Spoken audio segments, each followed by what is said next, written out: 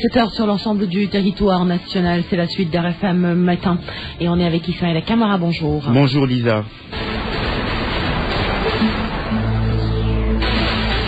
Nous démarrons avec les titres. Incendie à la rue Mira dans le 18e arrondissement de Paris. Le président Macky Sall demande aux autorités concernées de tout faire pour que la vérité éclate. Le consul du Sénégal à Paris lui a présenté ses condoléances aux proches des 4 victimes sénégalaises. C'était dans l'après-midi du mercredi. Affaire Thione-Seck, le lead vocal du Ramadan, édifié sur son sort ce jeudi. Le délibéré de la chambre d'accusation de la cour d'appel attendu ce matin. Autre verdict attendu, c'est celui du taximan ayant emprunté une passerelle à piétons à hauteur du rond-point de Cambérène. Le Premier ministre vole au secours des sinistrés de la houle. Mohamed Dionne leur a remis une enveloppe de 11 millions. Le focus du jour porte sur la semaine de l'alphabétisation. Celle-ci est prévue du 8 au 11 septembre, Lisa. À suivre toujours dans ce 7h, la page des sports avec Youssouf Bodjan. Et n'oubliez pas la revue de presse de Ali Mouba qui mettra un terme à ce 7h. On démarre ces actualités avec un couple et leurs 2 enfants qui ont péri dans l'incendie d'un immeuble à Paris. Le chef de l'État exige la vérité dans cette affaire. La vérité, rien que la vérité, c'est ce que réclame le président de la République dans cet incendie qui a fait 8 morts, dont 4 Sénégalais. Le président Macky Sall a instruit le ministre des Affaires étrangères, l'ambassadeur et le consul général de tout mettre en œuvre avec les autorités françaises pour diligenter l'enquête. C'est fait, les autorités consulaires ont rendu visite hier après-midi aux proches des victimes sénégalaises. Ils n'avaient pas manqué ces derniers donc de dénoncer leur absence. Amadou Diallo, consul général du Sénégal à Paris, au micro de Chersi Lucila. Quand l'affaire s'est produite, j'étais en Picardie, j'accompagnais un ministre de la République ce matin. J'ai demandé à vice-consul d'aller rapidement sur le terrain et de prendre les informations qu'il faut. L'après-midi, l'ambassadeur a bousculé tout son agenda. Nous nous sommes rendus à la mairie et puis nous avons rendu visite à la famille qui nous a très bien reçus. Nous avons discuté, nous leur avons fait savoir toutes les mesures que le président du gouvernement nous a instruit donc pour être aux côtés de la famille. Les mesures, c'est vrai qu'elles sont habituelles, mais en cette circonstance assez exceptionnelle et douloureuse, elles peuvent être aussi beaucoup plus attentionnées. Compte tenu de nos positions, nous avons accès à certaines informations, nous pouvons interpeller certaines autorités, nous pouvons aller aller un peu plus loin dans la recherche de l'information pour la famille. Ensuite, c'est tout le côté de la logistique et le besoin de transporter le corps au Sénégal. Je pense que c'est peut-être une éventualité qu'il ne faut pas écarter dans ces circonstances. Le consul général du Sénégal, Amadou Diallo, à l'instant. En plus bref, affaire Thione-Seck, la chambre d'accusation de la cour d'appel rend son délibéré aujourd'hui. Les avocats du chanteur en prison demandent l'annulation des poursuites contre leurs clients. Leur demande de liberté provisoire a été rejetée la semaine dernière. Thione-Seck est poursuivi pour une affaire de trafic de faux billets estimé à plusieurs milliards de francs CFA. Le taximan qui avait emprunté la passerelle à piétons du rond-point Cambérène fixé également sur son sort aujourd'hui. Le tribunal des flagrants délits de Dakar rend son verdict ce matin. Lors de l'audience, le procureur a requis 2 ans dont 6 mois ferme contre Ousseynou Diop. Celui-ci avait emprunté une passerelle piétonne après les fortes pluies sur Dakar le 9 août dernier. Affaire Karim Wade, la bataille d'opinion entre avocats de l'État et ceux de la défense se poursuit. Face au groupe de travail de l'ONU hier, les avocats de l'État du Sénégal ont tenu à défendre l'image du pays. Ils regrettent surtout la démarche de ce groupe de travail sur les détentions arbitraires. Anna Rocha a réussi à joindre à Paris maître Yérim Kama. Vous savez, la situation telle qu'elle se présentait au moment où le groupe de travail a été saisi, c'est-à-dire en juin 2014, elle n'a strictement rien à voir avec la situation d'aujourd'hui. La situation d'aujourd'hui, nous avons un monsieur Karim Wade et condamnés qui ont été condamnés de manière définitive par les juridictions sénégalaises. Ouais. Mais à l'époque, nous étions dans une situation d'instruction préliminaire. Ils sont allés dire que la détention de monsieur Karim Wade était arbitraire. Ils sont allés raconter des contre-vérités devant ce groupe de travail. Le groupe de travail n'a pas voulu recevoir la réponse de l'État du Sénégal. Nous sommes allés leur dire notre façon de penser, point à la ligne. Et donc, qu'est-ce que vous êtes allés rétablir là-bas sur place? C'était quoi le message que vous vouliez faire passer? Nous sommes allés rétablir l'honneur du Sénégal. L'État du Sénégal n'est pas un État voyou. L'État du Sénégal a passé son temps à promouvoir les droits de l'homme, y compris aux Nations Unies. Parce que ce groupe de travail, figurez-vous que plusieurs magistrats sénégalais ont présidé ce groupe. Et que l'État même du Sénégal est l'un des États qui est à l'origine de la création de ce groupe.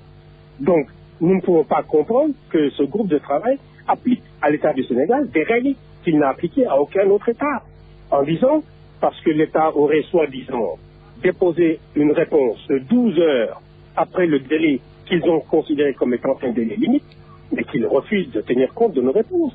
L'État du Sénégal, il n'a honte de rien et qu'il ne va pas se laisser cerner par la corruption, de quelque façon et d'où qu'elle vienne.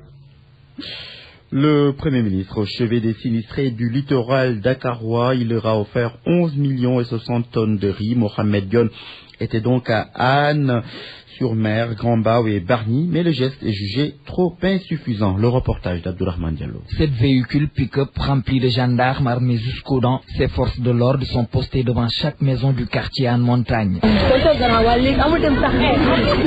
Le Premier ministre rend visite aux victimes de la houle. L'État a débloqué 11 millions de francs CFA et 60 tonnes de riz pour ces populations. Le chef de l'État, en nous envoyant, nous a donné également quelques moyens de secours, moyens financiers, mais aussi des moyens de logistique et des moyens également alimentaires. De Anne à Bargny, en passant par Thiaroye-sur-Mer, Grand-Bao, Rufisque, le message est le même. Ces victimes veulent être recasées. Les sacs de riz ou l'argent, c'est une bonne chose. C'est pas ça qui va nous sortir de cette galère. On veut juste une solution définitive.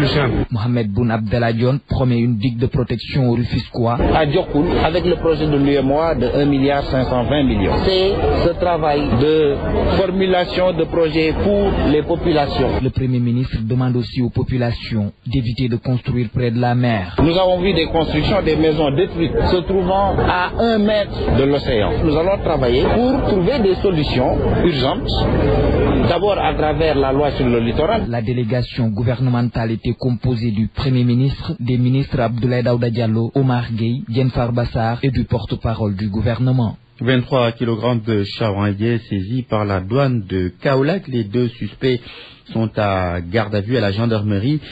La quantité saisie est estimée à plus d'1 million de nos francs. Nous écoutons le lieutenant Amadou Diop, chef de la brigade des douanes de Kaolack, au micro d'Ibrahim Agame.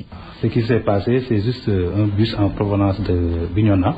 Il y avait des passagers au bord. Nous avons fait descendre. D'abord, nous avons, comme nous le faisons chaque fois, nous avons arrêté vraiment le bus et avons demandé le chauffeur de faire d'autres contrôles, comme nous avons l'habitude de le faire. Nous sommes montés dans le bus.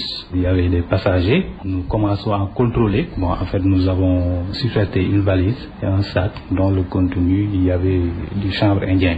Donc, nous avons demandé le propriétaire au chauffeur.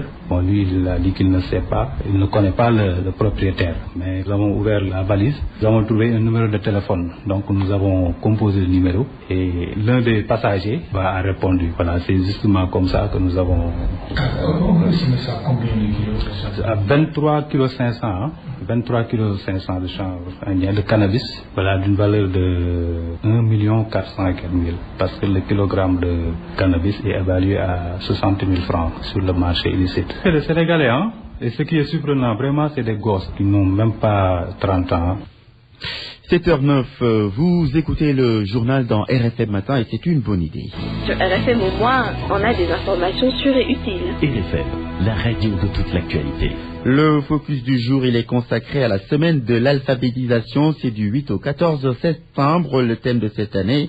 Et alphabétisation et société durable à Kolda, l'alphabétisation bat de l'aile. Là-bas, plus de la moitié de la population reste illettrée, ce qui suscite l'ire des opérateurs privés en alphabétisation. Abdoulaye Gallo. Le sous-secteur de l'alphabétisation à Kolda compte 162 centres pour 5550 apprenants, dont 4500 femmes et 1000 hommes. Les programmes de l'alpha polarisent 26 opérateurs. Malgré ces dispositions, le sous-secteur de l'alphabétisation bat de l'aile dans le Fouladou depuis quelques années, surtout du côté de l'État. C'est pourquoi les opérateurs privés en alphabétisation n'apprécient pas l'approche de l'État dans le cadre de cet enseignement-apprentissage. À les en croire, les quelques ONG qui déroulent présentement des programmes d'alphabétisation ont été sommés de le faire par leurs partenaires financiers dans le but de pérenniser leurs projets mis en œuvre au niveau local. Les femmes qui occupent une bonne place dans les enseignements-apprentissages des langues nationales lancent un appel afin que le sous-secteur de l'alpha soit redynamisé. Maïmouna Touti Diatta est l'une d'elles. L'appel que nous femmes Mondringa lançons proposition à l'État de revoir, parce que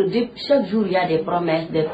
Jusqu'à on avait alphabétisé les enseignants, soi-disant qu'ils vont intégrer les langues nationales dans les écoles, et c'était une meilleure façon d'apprendre les gens. Mais malheureusement, jusqu'à présent, c'est des promesses, c'est regrettable. Malgré un taux d'analphabétisme de 58% à Kolda et une déperdition scolaire croissante, la mise en œuvre effective du programme École et langue nationale pourrait bien booster les enseignements apprentissages de l'alphabétisation au Fouladou. RFM Kolda, Abdoulaye Diallo. Merci Abdoulaye Diallo. Les langues nationales peuvent contribuer à la compréhension et à l'apprentissage des sciences. C'est l'avis de 2 enseignants. Ces derniers estiment que c'est possible. Exemple à l'appui, c'est Dounourouba. L'usage des langues nationales pour apprendre et comprendre les sciences, est-ce possible? Dr Massamba Gueye est enseignant-chercheur, il est aussi spécialiste en langue wolof. Mais c'est tout à fait possible, d'autant plus que nous avions déjà avec les travaux de Cheikh Anta Diop, les travaux du professeur Sakhir Cham, les travaux du mathématicien Samba Dabo, nous avons déjà des bases et nous avons des gens qui ont prouvé que c'est possible. Pourquoi ne serait-il pas possible de le faire en wolof, en diola, en pulaar? La question c'est, est-ce que nous sommes mentalement prêts à accepter que nous sommes comme tous les autres peuples du monde, que nos langues sont des langues qui ne sont pas inférieures, qui ne sont pas vernaculaires. Cette fois-ci, c'est un scientifique qui le confirme, Serigne Mbacké Diop, professeur des sciences de la vie et de la terre, en est d'ailleurs convaincu pour avoir vécu l'expérience. Il est possible d'apprendre les sciences et dans les langues nationales et toutes les sciences, parce qu'en réalité, toutes les nations se sont développées en nuisant justement de cette façon-là. Le professeur Sakhir Cham nous montrait de façon très claire que les mathématiques pouvaient être déclinées en langue nationale. J'ai eu également la chance donc dans mon jeune âge de fréquenter le professeur Cheikh Anta Diop. J'ai pu comprendre en les voyant expliquer des concepts scientifiques souvent très pointus en langue nationale que cela pouvait être possible. À partir d'exemples et d'expériences, nos interlocuteurs estiment que rien ne devrait empêcher l'usage des langues nationales pour mieux comprendre les sciences, vecteurs de développement. Ils appellent l'État à y réfléchir et à s'y mettre. La parole maintenant au secrétaire d'État chargé de l'alphabétisation. Il dresse son bilan satisfaisant des précédentes semaines nationales. N'empêche, Youssou Touré juge dérisoire le budget d'1% alloué au département de l'alphabétisation. Le voici avec Barthélémy Ngom. Le bilan est largement positif. C'est vrai que des efforts ont été faits dans ce sens pour prendre en charge correctement les langues nationales, mais avec la volonté politique nettement affichée par le président Macky Sall de faire des langues nationales de véritables outils de développement, de dialogue et de communication. Le budget véritablement pose problème. 1% du budget du ministère de l'Éducation, nous estimons que quand même c'est un montant et une part extrêmement dérisoire. Donc, de ce point de vue, nous sommes en train de discuter. Il faut qu'on donne à l'alphabétisation et à la promotion des langues nationales leur lettre de noblesse.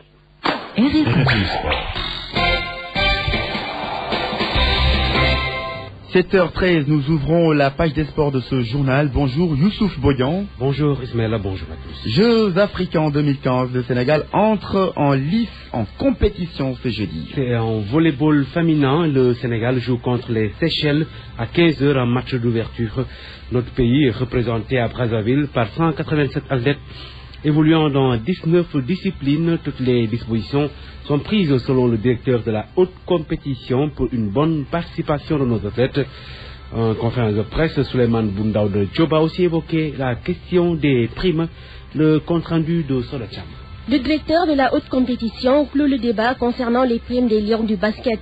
Souleymane Boundaoud Diop explique et rassure les joueurs. On ne pouvait pas dire exactement quand est-ce que cette équipe va revenir parce que nous ne maîtrisons pas les résultats sportifs à l'avance. On a acheté un billet ouvert pour que 24 heures après l'élimination ou 24 heures après le triomphe, qu'on puisse confirmer les billets pour qu'ils le fassent. Tous les primes seront payées. Vous entendez que je dis tout est payé parce qu'on a une vente. Dans la foulée, le DHC rassure également concernant les primes des Lions du basket qui doivent prendre part à l'Afro-Basket et aux Jeux africains. Souleymane Boundaoud Diop. Celles qui seront libérées, on va leur payer les primes de présélection de 800 000 francs. Maintenant, nous savons effectivement quels sont les 12 qui auront droit à des primes de sélection et quelles sont celles qui ont droit à des primes de regroupement. Et au moment de partir pour l'Afrobasket, nous allons leur payer encore 1 million de primes de sélection. Parce qu'il y a des primes de quart de finale, il y a des primes de demi-finale, il y a des primes de finale, et ça remporte la coupe, ça c'est laissé à l'appréciation du président de la République. Autre point abordé lors de ce face-à-face avec la presse, les Jeux africains. Là aussi, tout est OK, soutient le DHC. Selon lui, toutes les délégations devraient rallier le Congo-Brazza au plus tard, lundi prochain, c'est-à-dire 3 jours après le début officiel des compétitions. Sora Cham, qui nous parlait de cette conférence de presse du directeur de la haute compétition. Basketball Youssouf, les Lions ont finalement reçu leurs primes. Il s'agit donc des primes d'accès en demi-finale selon un communiqué de la Fédération sénégalaise de basketball. De l'argent payé hier, mercredi, à l'ensemble des membres de la délégation sénégalaise qui était à l'Afrobasket en Tunisie. La Fédération sénégalaise de basketball qui conclut en souhaitant que de pareils désagréments ne se reproduisent. Football, Namibie et Sénégal, la préparation se poursuit. L'équipe nationale du Sénégal s'entraîne à 13h30 heure de Dakar. C'est l'heure du match donc attendu ce jeudi. Pape Sané et Diawandou Diagne. Cheikh Mbeng a rejoint la tanière hier. Salif Sané blessé et forfait. Hier, c'est un groupe incomplet qui s'est entraîné à l'Independence Stadium de Windhoek. Une séance axée sur le travail physique et la vivacité dans le jeu. C'était sous les yeux de notre envoyé spécial, Malal Junior Diagne. Pour la deuxième séance d'entraînement des Lions du Sénégal à Windhoek, le staff technique a mis l'accent sur l'endurance, l'engagement physique et le pressing sur le porteur du ballon. Sous un chaud soleil, Aliou Cissé a fait travailler les 18 joueurs présents à cette séance durant 1h20. À la fin de cette séance d'entraînement, Diafra Sakho, resté absent depuis la CAN, a dit toute sa joie de réintégrer l'équipe nationale du Sénégal. Je suis content d'être là déjà, de revenir en équipe nationale pour défendre mes couleurs. Il s'est également prononcé sur le menu de la séance d'aujourd'hui. Conservation, et la qualité technique et aussi dans l'engagement, dans les duels il faut être présent. Je pense que c'est tout ce qu'il nous faut aujourd'hui pour essayer de gagner. À 72 heures du match contre la Namibie, le groupe du Sénégal n'est toujours pas au complet. Windhoek, Malal Junior Diagne, Radio Futur. Malal Junior Diagne qui a donné la parole au nouveau lion Kalidou Koulibaly qui devrait honorer sa première sélection avec le Sénégal. Le défenseur de Naples, prêt à apporter son expérience à l'équipe. Je vous propose de l'écouter. Il y a beaucoup de questions qui sont posées autour de moi, si j'allais venir ou pas. Moi, je savais depuis très longtemps que j'allais venir. J'ai discuté avec ma famille et après le sélectionneur m'a appelé, m'a dit qu'il était susceptible d'être convoqué. Après, ça m'a fait plaisir quand j'ai eu l'officialisation et lundi j'étais déjà avec le groupe. Donc ça me fait plaisir d'être avec les Lions aujourd'hui.